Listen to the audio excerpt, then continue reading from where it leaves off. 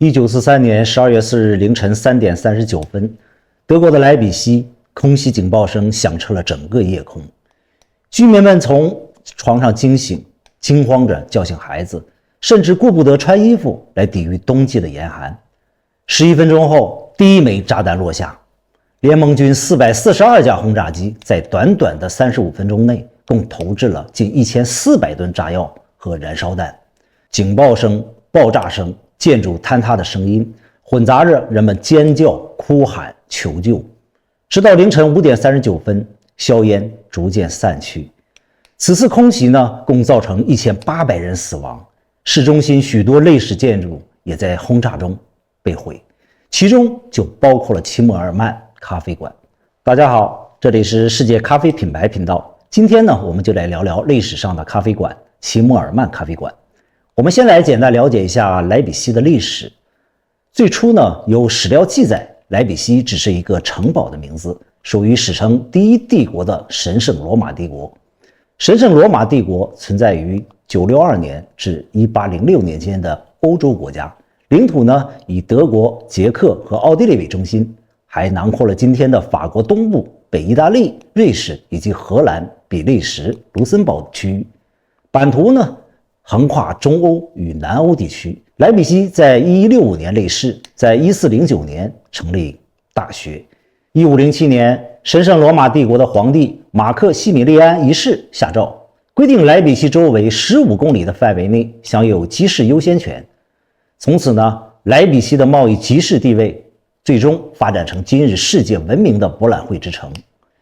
1806年，神圣罗马帝国瓦解。1813年，莱比锡成为拿破仑战争中著名的莱比锡战役的主战场。拿破仑的军队被普鲁士、奥地利帝国和俄罗斯帝国联军击败。首先，让我们把时间追回到1710年。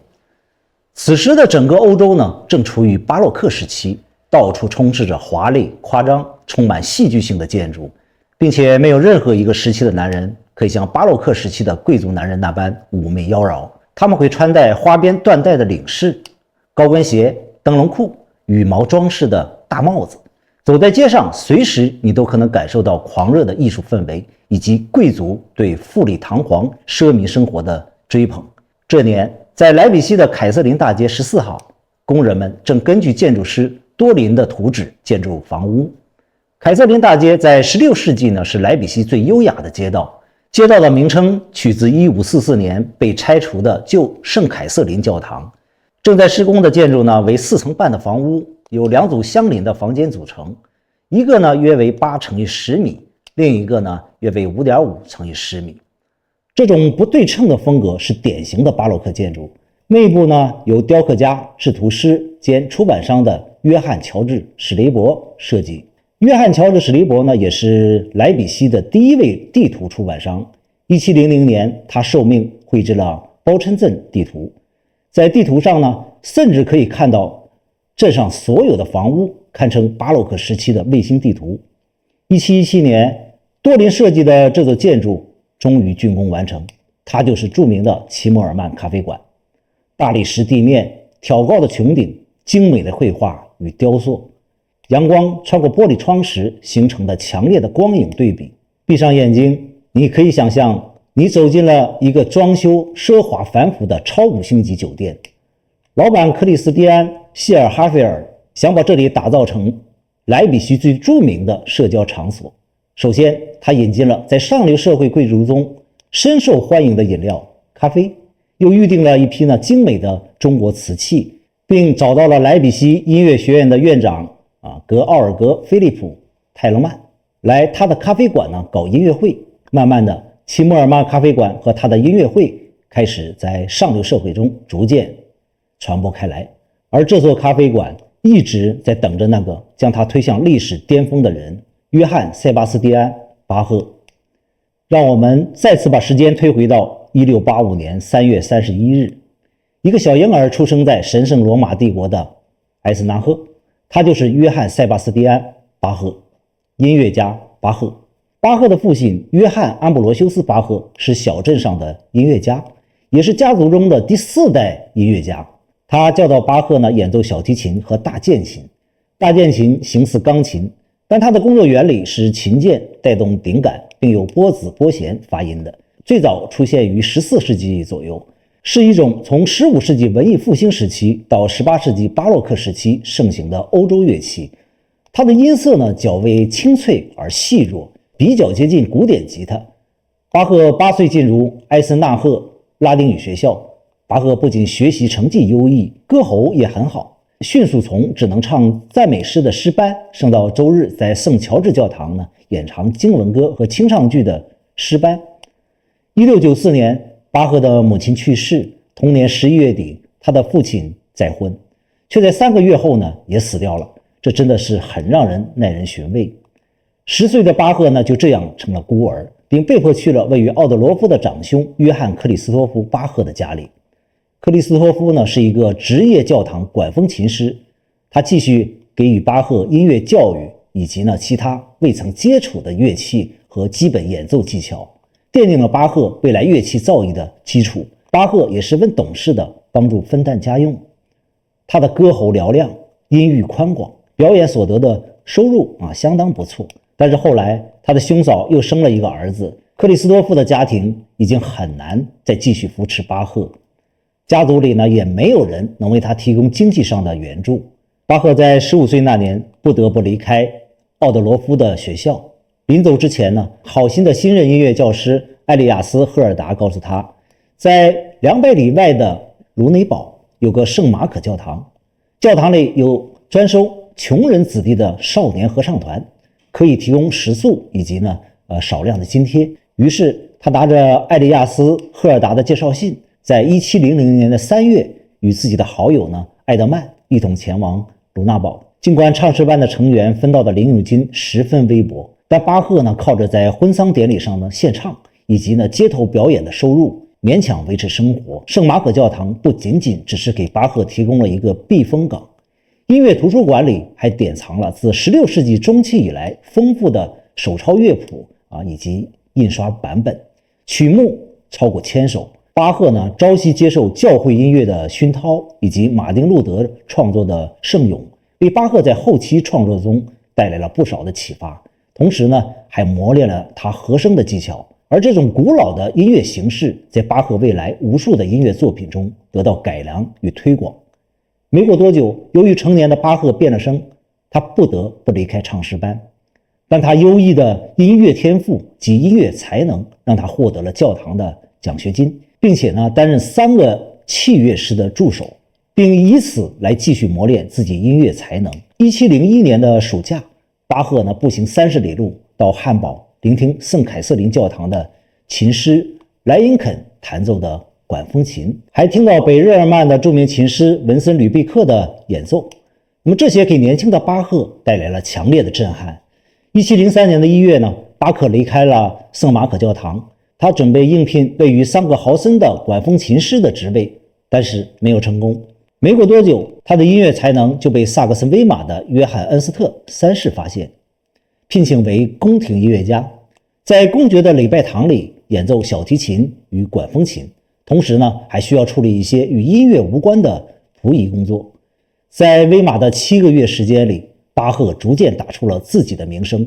这年他才18岁。随后的5年间，巴赫去了阿恩施塔特的新教堂工作，但是他充满活力与创意的音乐却在这个思想保守的地方处处碰壁，甚至被冠以野蛮世俗化的名号。无处施展才华的巴赫甚至觉得自己的音乐生涯没有希望了。这时威玛的恩斯特公爵再次向他抛出了橄榄枝。在威玛，巴赫的地位不单崇高，并且有充分的发挥空间。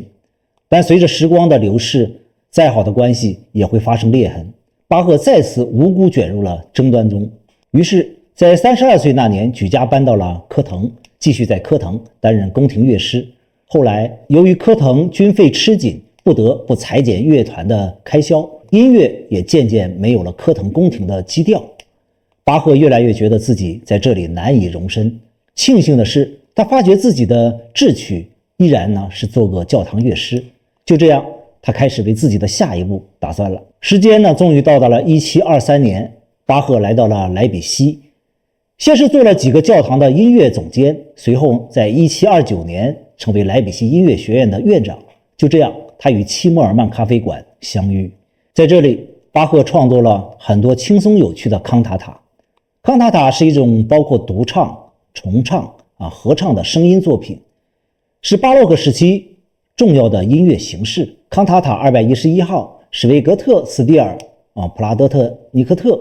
翻译过来为咖啡颂歌，是一个欢乐的康塔塔小品，内容也非常逗趣。父亲史伦德里安无法接受自己的女儿爱上咖啡，他认为这是一种新兴的兴奋剂。他的女儿高声称赞咖啡，这比1000个吻还要美好。于是呢，父亲威胁他不准佩戴珠宝，不准穿时髦的连衣裙，也不准出门散步。即便如此，这也不能阻止女儿继续饮用咖啡，直到父亲承诺女儿，只要她停止喝咖啡，就会给她找一个丈夫。女儿欣喜若狂，并满心期待。然而女儿知道，只要婚约里没有不让她喝咖啡，她还是会将喝咖啡进行到底。从内容中呢，我们可以看出当时的18世纪上流贵族们是有多么的热爱咖啡。巴赫将齐默尔曼推向了历史的高峰，同时也留下了很多的作品。虽然只有短短的几年时光，1734年的巴赫离开了莱比锡，但是音乐会的传统却并没有因为巴赫的离开而丢失。在咖啡进入欧洲的1个多世纪，早餐中的啤酒被能提神的咖啡取代。清醒的贵族们开始对神圣罗马帝国的君主制度感到不满，咖啡馆开始从娱乐奢靡享受的场所变成年轻人对政治体制、先进思想进行交流的场所。18世纪末，神圣罗马帝国又卷入了法国大革命战争和拿破仑战争，这个军事天才使其开始衰落。1806年8月6日，最后一位神圣罗马皇帝哈布斯堡罗林家族的弗朗茨2世公开宣布放弃其皇帝头衔，允许帝国内的全部德意志邦国独立。1813年10月，莱比锡迎来危机。在莱比锡郊外，拿破仑率领19万大军逼近莱比锡，与普鲁士、奥地利及其他各国38万联军对抗。10月16日，双方迎来了决战时刻。联军首先发出3声炮响，战役开始了。双方持续进行了5个多小时的激烈炮击。拿破仑的军队以势如破竹的架势突破南线联军的中央，但可惜后续力量不足。傍晚时分，战斗暂时停止，双方呢各损失约2万人。10月17日，双方都在休养兵力。此时，俄军的4.1万人和6万名瑞典军赶来了战场。本对胜利还保有希望的拿破仑顿时提出和解，但被联军拒绝了。10月18日上午，联军分6路发动总攻，寡不敌众的法军连连败退，甚至呢被挤到了莱比锡城里。与此同时，法军中2个萨克森旅竟然叛变投向反法联军。18日晚上，拿破仑呢眼看败局已定，下令撤退，法军开始向西南撤退。10月19日，法军陆续撤走，可是迷糊的法军工兵竟然过早地把唯一一座法军撤退的石桥炸毁了，使得呢殿后的28000名官兵无法过河，最终被俘。莱比锡战役呢也就此落幕，同时呢也宣告了拿破仑的霸业终结。随着第一次工业革命临近尾声，莱比锡在1838年修建了当时第一条长途铁路的终点站，后来成为中欧铁路运输的重要枢纽。直到19世纪中叶，德意志地区仍不是一个统一的国家，而是由数十个大小不一的日耳曼人邦国组成的日耳曼联邦。各个联邦之间设有关卡，课税重重，商品无法自由流通，分裂造成了德国国内市场的经济无法发展。在欧洲大陆呢，根本无法与其他国家鼎立。其中呢，最具实力的第2大邦普鲁士，为了建立统一的德意志帝国，进而与奥地利、法国等争夺欧洲大陆的霸权。1870年，奥托·冯·俾斯麦诱发德国开战，并击败法国，俘虏了当时的法国皇帝拿破仑3世，普鲁士大获全胜。随后呢，乘胜追击，建立了统一的德意志帝国。随着第2次工业革命的开始，推动了欧洲国家的经济发展，也促使了各国呢寻求新的市场和原材料的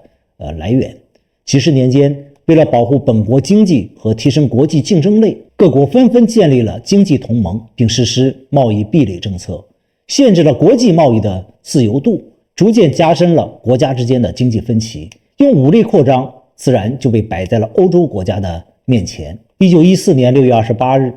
奥匈帝国的继承人弗朗茨·费迪南大公在萨拉热窝遇刺，直接成为一战的导火索。已经200年的齐默尔曼咖啡馆再次迎来了战争的危机。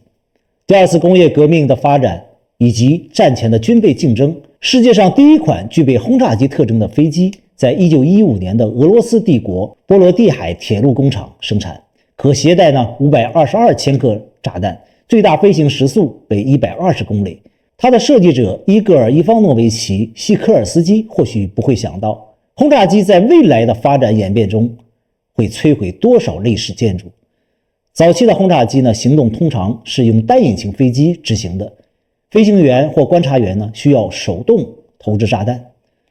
虽然这些早期的轰炸机在技术上相对原始，但它们标志着轰炸机作为一种战略武器的诞生。随着战争的发展，各国开始研发专门的轰炸机，